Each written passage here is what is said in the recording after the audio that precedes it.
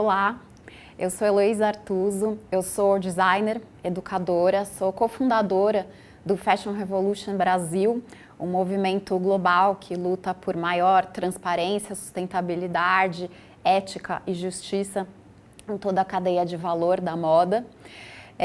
E hoje eu estou aqui para falar especificamente sobre um projeto chamado Índice de Transparência da Moda Brasil, o qual eu coordeno desde 2018, quando ele chegou aqui.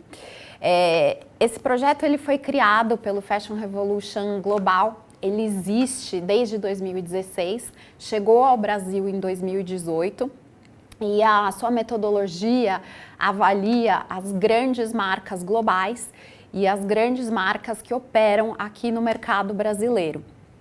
É uma metodologia que investiga o nível de transparência dessas marcas, grandes marcas e varejistas, em relação às suas políticas, aos seus impactos, à sua conduta, né, governança, em relação a questões ambientais e sociais. Nós analisamos grandes áreas que são separadas em políticas e compromissos, governança, rastreabilidade, onde nós buscamos por listas de fornecedores ao longo de toda a cadeia, desde os fornecedores diretos até os fornecedores de matéria-prima, passando por avaliações desses fornecedores e os resultados dessas avaliações, e uma última seção que a gente chama de tópicos em destaque, onde nós elencamos temas urgentes, emergentes, que devam ser trabalhados e olhados com maior profundidade e detalhamento. O índice ele tem uma edição global, o índice tem uma edição anual, e eu vou falar um pouco sobre a edição de 2020. A gente ainda está trabalhando na edição de 2021, mas eu gostaria de trazer os pontos onde a gente alinhou os nossos indicadores a alguns ODSs. Então, nós buscamos as relações desses ODSs dentro de temas específicos, de temas recorrentes, de temas extremamente importantes dentro da cadeia de valor da moda.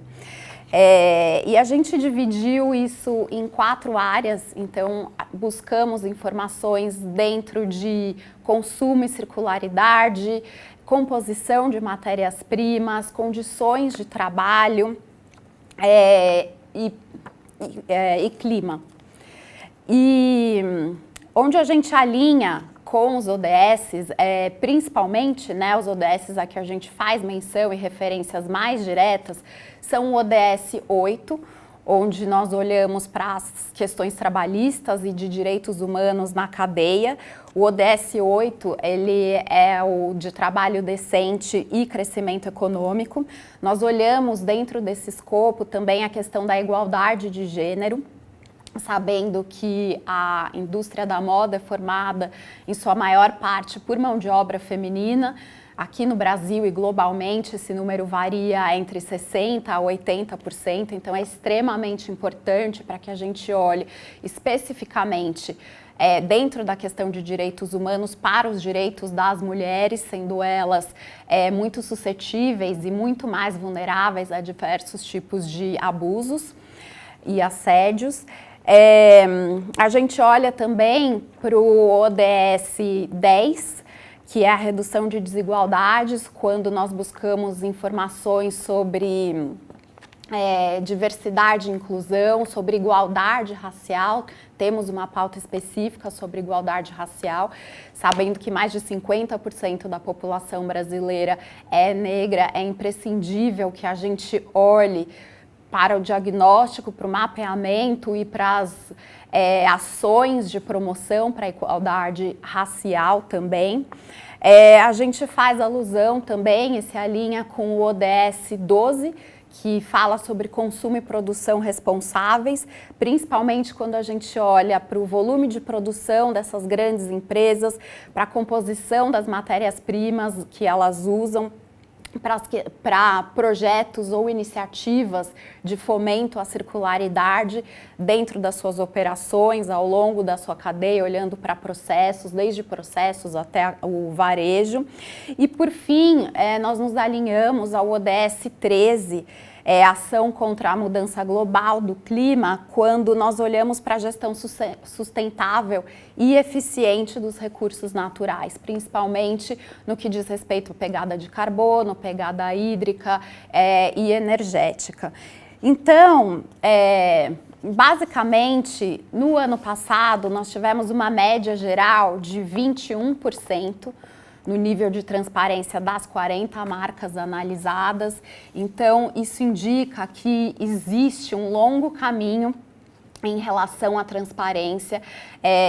Nós estamos debatendo isso aqui já há alguns anos, a questão da transparência, né, na cadeia de moda brasileira, desde que trouxemos o projeto para cá, em 2018. É um tema de extrema importância, eu vou trazer mais alguns dados e vai ficar mais claro o porquê é preciso falar, é preciso dar esse primeiro passo, que é a transparência com relação às questões sociais e ambientais na cadeia da moda.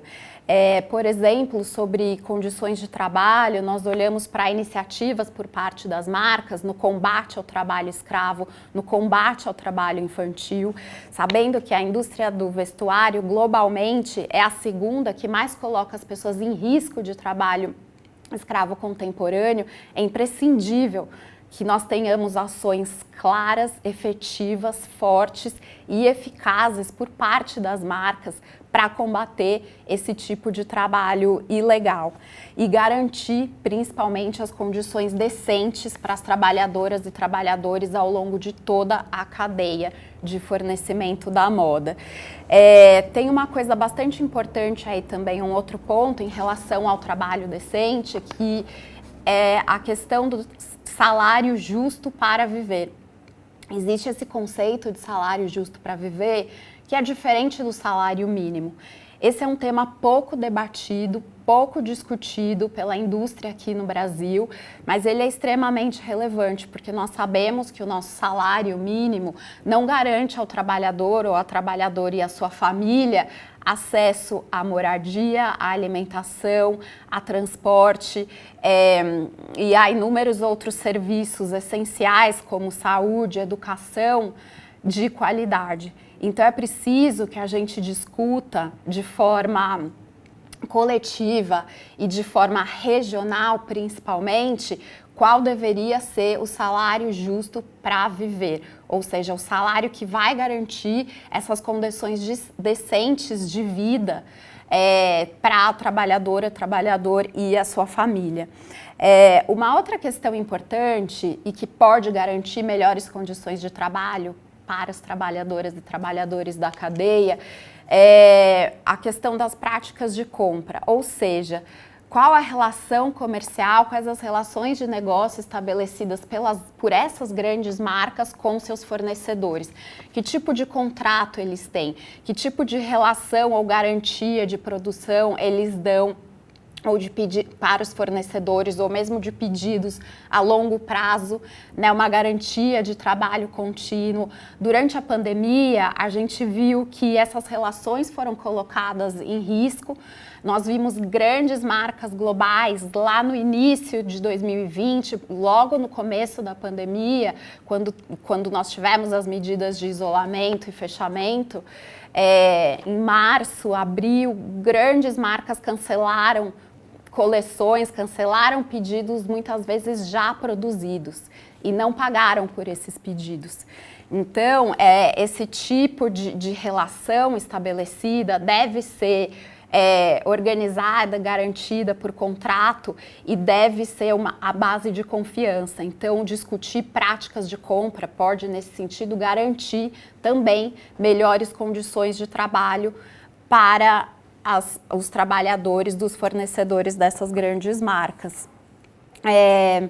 Uma outra coisa que a gente olhou é que, com a pandemia, trabalhadoras e trabalhadores que já eram mais vulneráveis ali na ponta da cadeia de fornecimento da moda, eles ficaram ainda mais vulneráveis por conta da pandemia. Ou seja, hoje nós vemos que o índice de desemprego aumentou aqui no Brasil. No primeiro trimestre de 2021, entre janeiro e março, o índice de desemprego chegou a 15%.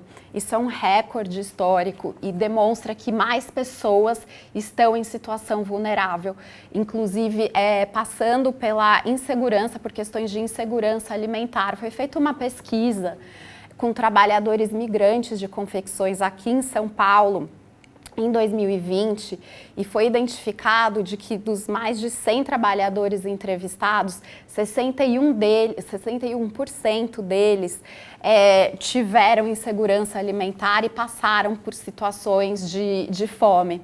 Então, é mais da metade desses trabalhadores. Além disso, como eu disse, é importantíssimo que a gente fale sobre igualdade de gênero na cadeia da moda.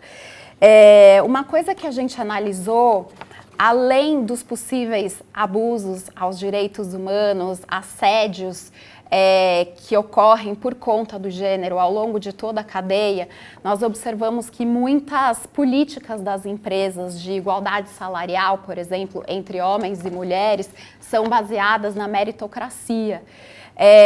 E isso é bastante importante de ser posto em discussão, porque, na verdade, as pessoas não partem do mesmo lugar. As mulheres não partem do mesmo lugar que os homens, as pessoas brancas não partem do mesmo lugar que as pessoas negras.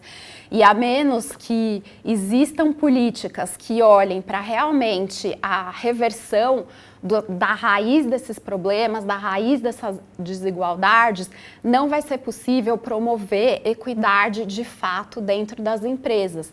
Ou seja, pautar políticas de igualdade entre gêneros ou racial na meritocracia não funciona. Infelizmente, a gente vê que esse é um ponto recorrente em diferentes marcas. Nós olhamos também para uma questão importante com relação à igualdade de gênero e racial, que é sobre ações e programas de desenvolvimento de carreira. Ou seja, não basta que essas políticas sejam apenas no momento do recrutamento. É preciso que o fomento à carreira, olhando para a redução dessas desigualdades, seja feito. E é importante que haja um acompanhamento, um monitoramento para observar se as mulheres e os homens, os negros e os brancos, as negras e as brancas estão chegando lá, estão conseguindo caminhar e ascender nas suas carreiras por meio dessas iniciativas de fomento. Uma outra coisa, por exemplo, que é possível encontrar em grandes empresas e o que acaba deixando mulheres para trás em relação aos homens é a questão da maternidade. Muitas empresas ainda veem a maternidade quase como uma desvantagem competitiva. Então, como é possível que a mulher continue em ascensão de carreira e consiga ocupar os mesmos cargos que os homens, se ela tem essa jornada dupla ou a jornada tripla, não só a de cuidado da casa, a de cuidado das pessoas, da família e dos filhos e do trabalho fora de casa. Então é imprescindível que políticas de igualdade de gênero e de igualdade racial, mas aqui falando sobre gênero, é imprescindível que essas políticas olhem para o todo. A mulher, ela não é só dentro da empresa, ela é contemplada nas diferentes esferas da vida dela com diferentes tipos de trabalho. Então é preciso que isso seja considerado no momento de aplicação e no momento de desenvolvimento dessas políticas.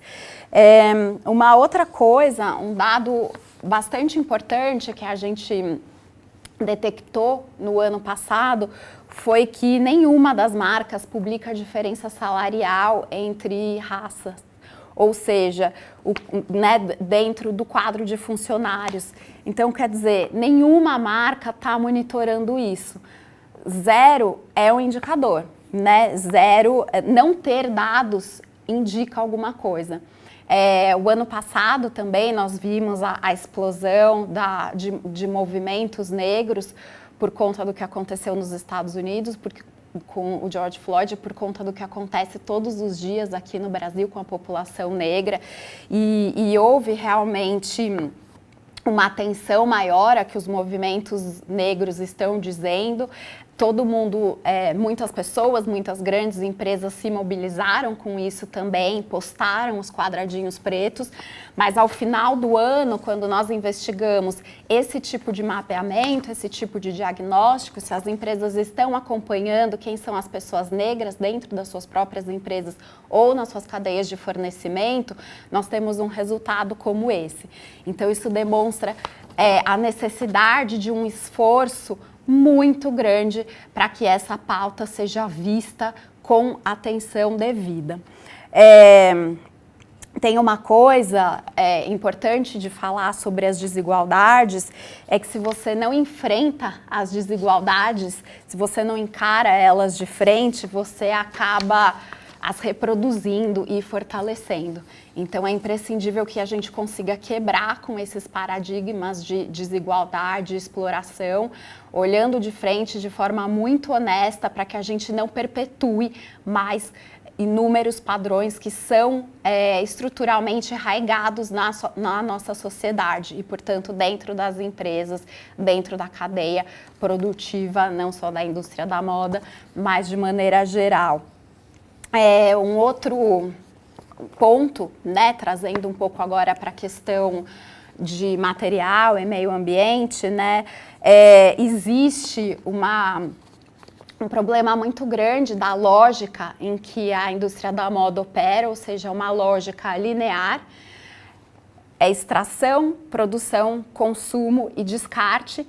Então, com a indústria da moda operando numa velocidade cada vez mais rápido, exponencialmente, com produções muito grandes, numa escala muito grande globalmente, e aqui no Brasil também com uma frequência cada vez maior, quer dizer que a gente está produzindo mais, consumindo mais e descartando mais. Então, desde a extração dos recursos naturais, muitos deles não renováveis, passando por todas as etapas de processamento, beneficiamento que podem ser extremamente poluentes, até o descarte, nós estamos gerando um impacto ambiental enorme. Então é importante que a gente olhe para a questão do descarte e da circularidade também, ou seja, a quantidade de resíduos têxteis que uma marca gera anualmente. Se a marca tem uma estratégia de redução desses resíduos, desse descarte, tanto pré-consumo quanto pós-consumo, se a marca oferece sistemas de coleta nas lojas para direcionar para o destino correto essas peças coletadas, se as marcas oferecem serviços de conserto para prolongar o ciclo de vida dessas peças, para fazer com que as roupas durem mais.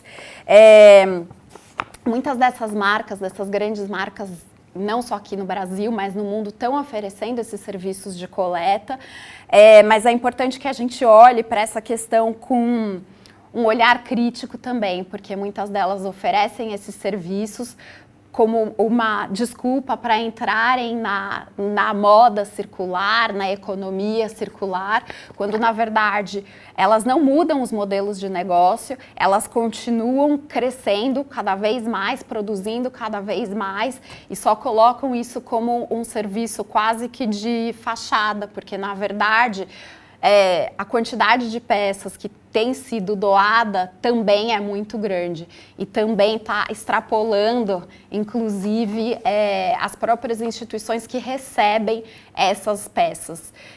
Então, não adianta tratar do descarte sem repensar o modelo de negócio e continuar com a intenção de produzir cada vez mais itens anualmente.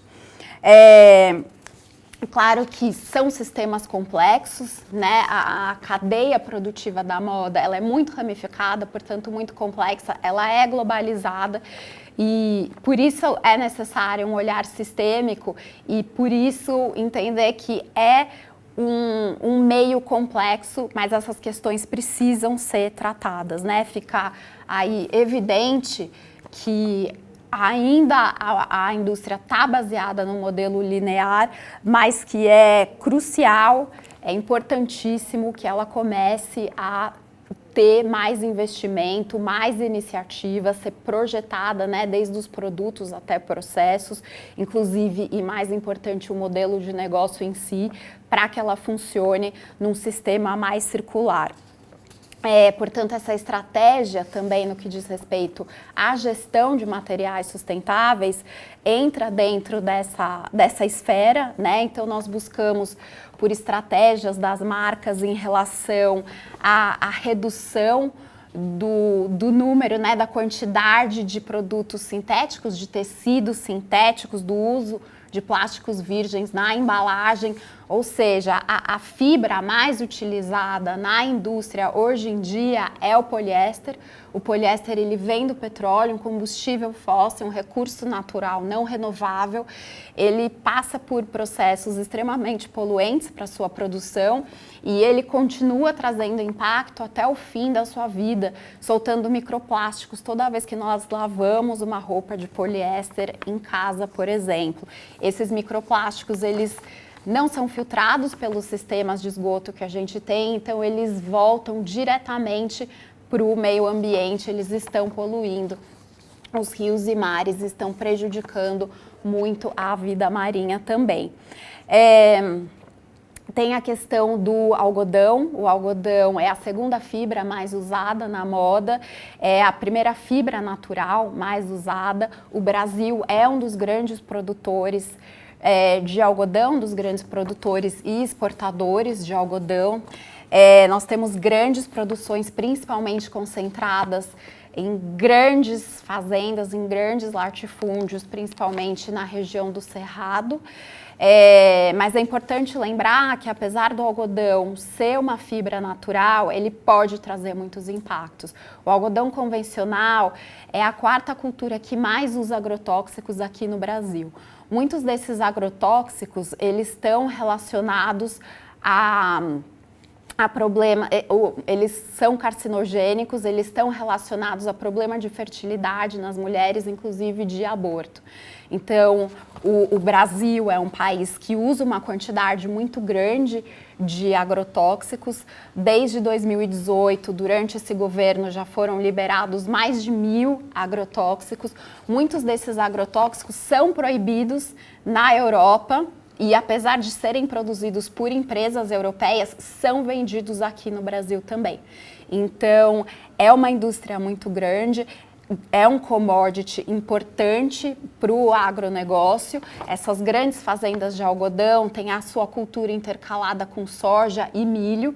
Então, ele é um produto importante para o Brasil, mas ao mesmo tempo ele pode criar impactos muito grandes, não só no meio ambiente, por conta da utilização de agrotóxicos, por conta do uso de semente transgênica, como nas pessoas que trabalham e nas comunidades em volta, por conta de contaminação de lençóis freáticos, por exemplo, ou a contaminação direta por meio dos agrotóxicos, como eu comentei. Sendo assim, eu caminho agora para um último ponto, que é em relação ao combate à crise climática. Então, a indústria da moda, ela é considerada uma das grandes poluidoras do mundo. Ela é responsável por uma parte muito grande de emissões de gases de efeito estufa globalmente. Em 2018, o que a indústria da moda emitiu de gases de efeito estufa correspondeu à mesma quantidade de emissão do Reino Unido, Alemanha e França juntos.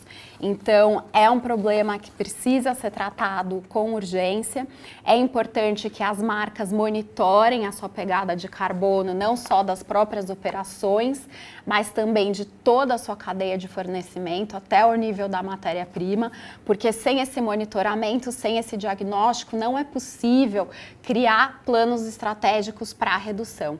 É preciso que as marcas detenham essa informação com muita clareza para criar metas com prazos determinados, metas claras, com prazos definidos que sejam mensuráveis em relação à redução de carbono, em relação a desmatamento zero, em relação ao incentivo da produção de matérias-primas por meio de cultivos regenerativos, como a agrofloresta, por exemplo, ou seja, é possível produzir algodão em um sistema agroflorestal.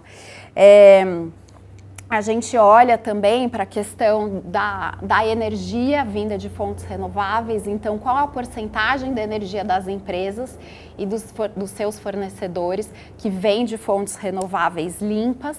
A gente olha para a mesma coisa em relação à pegada hídrica, então se as marcas estão monitorando e divulgando a pegada hídrica das próprias operações e ao longo da cadeia de fornecimento.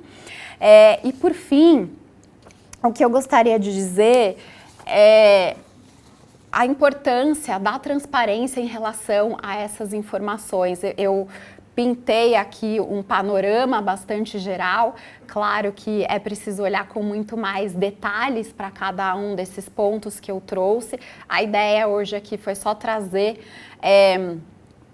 pontos importantes, alguns pontos relevantes que nós tratamos por meio do Índice de Transparência da Moda. É importante dizer que a transparência não é igual à sustentabilidade. O fato de marcas estarem divulgando sobre suas políticas, práticas, condutas ambientais não quer dizer que elas sejam mais ou menos sustentáveis. Por outro lado, além disso, nós sabemos que a transparência sozinha não vai resolver todos os problemas, alguns deles que eu comentei aqui agora, não vai resolver todos esses problemas e nem trazer uma transformação sistêmica, a transformação sistêmica que muitos de nós desejamos na indústria da moda, mas ela é sim um importante passo. Porque sem ela a gente não alcança uma indústria sustentável, ética, justa para todas e todos ao longo da cadeia de valor e que respeite o meio ambiente, que seja responsável com relação ao uso dos recursos naturais. Por fim, a transparência, ela é um primeiro passo importante, porque ela gera a prestação de contas e a prestação de contas acaba levando a mudanças na prática. E isso quer dizer que a gente só consegue corrigir o que nós enxergamos. Então é extremamente importante que a gente coloque luz, sim, jogue luz em torno de todas essas questões que eu trouxe aqui e muitas outras além dessas, para que a gente saiba quem deve ser responsabilizado em cada etapa dessa cadeia. Então, a gente só consegue corrigir o que a gente estiver enxergando. E é importantíssimo que a gente responsabilize e exija a prestação de contas por parte da empresa. E, claro, o poder público não pode ficar de fora. Então, é imprescindível que seja criada uma agenda de políticas públicas que olhem para essas questões na indústria da moda, os impactos nos direitos humanos e no meio ambiente causados ao longo desse sistema. É extremamente importante que o poder público também crie regulamentações para isso, por meio dessas políticas que olhem para esses impactos na vida das pessoas, no planeta, e nós, como consumidores, também temos a nossa parte nessa história, a nossa responsabilidade nessa história, por meio de um consumo mais atento, mais responsável, mas nós só podemos fazer escolhas inteligentes a partir do momento que nós temos informação. Então, nesse sentido, a transparência nas informações é muito importante para a escolha de compra das pessoas, que não podem ser reduzidas a meros consumidores, mas a cidadãos responsáveis. E o consumo pode sim tomar uma esfera política. E por que não? A gente pode usar o consumo como forma de cobrança, o consumo como forma de boicote, o consumo como forma de protesto, de pressão, para que esse sistema mude. Mas além do consumo e principalmente como cidadãos, nós podemos usar as nossas vozes e exigir maior transparência, exigir uma cadeia mais limpa, mais justa, mais sustentável, tanto por parte das empresas quanto por parte do governo. A nossa voz é muito importante para fazer esse movimento acontecer, para trazer essas mudanças tão necessárias para a indústria da moda. E para criar, inclusive, um diálogo, né? A transparência, ela é muito importante também, porque ela pode criar um diálogo mais próximo entre as empresas e os seus consumidores, entre as empresas e os seus fornecedores, financiadores, acionistas, diferentes stakeholders aí com que essas empresas se relacionam. A transparência, ela é benéfica do ponto de vista de cultura interna, então ela traz uma cultura interna de maior satisfação para os próprios funcionários, quando eles sabem o que está acontecendo, quando as informações são claras para eles também. E, por fim, a transparência, ela acaba gerando um mercado mais saudável, né? Ela acaba criando um espaço de mercado em que é baseado na verdade, na honestidade das informações, então ela acaba subindo a régua de forma geral de um mercado. Então, eu só queria agradecer, convidar vocês para acompanharem o lançamento do Índice de Transparência da Moda Brasil de 2021, que acontece agora em novembro. Para quem não conhece o Fashion Revolution, sigam as redes Fashion Revolution Brasil, vocês vão saber mais sobre o índice e sobre outros projetos por lá. Eu fico por aqui. Obrigada!